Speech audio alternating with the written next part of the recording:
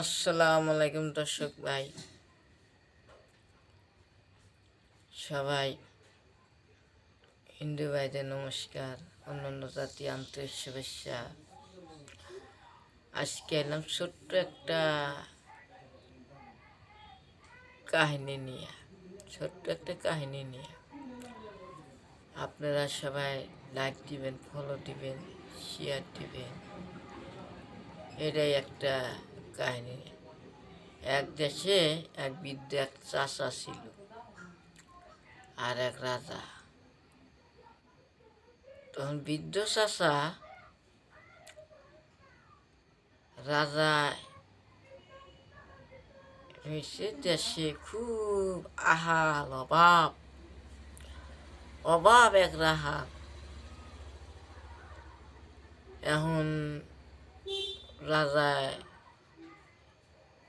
এক এক বৃদ্ধ চাচা করল যে তিন মাতালা মানুষের কাছে বুদ্ধি নিতে। তিন মাতালা মানুষ কোনে পাবো? এত মানুষ খোঁজে, মানুষ আর পায় না। তিন মাতালা মানুষ আর কোনে পাবো? তারপরে এই তিন মাতালা মানুষ খুব তালাশ করতে। একই এক বৃদ্ধ চাচা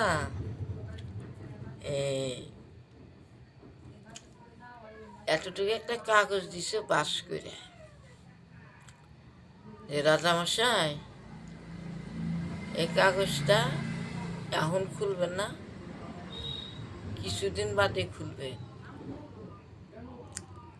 তখন রাজা তারপরের দিন ঘোড়া নিয়ে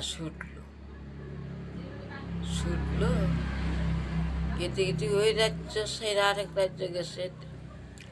রাস্তা গেল হারাইয়া, দেহে পাহাড়ের নিচ দিয়ে রাস্তা খুঁজে পায় না পাওয়াতে তখন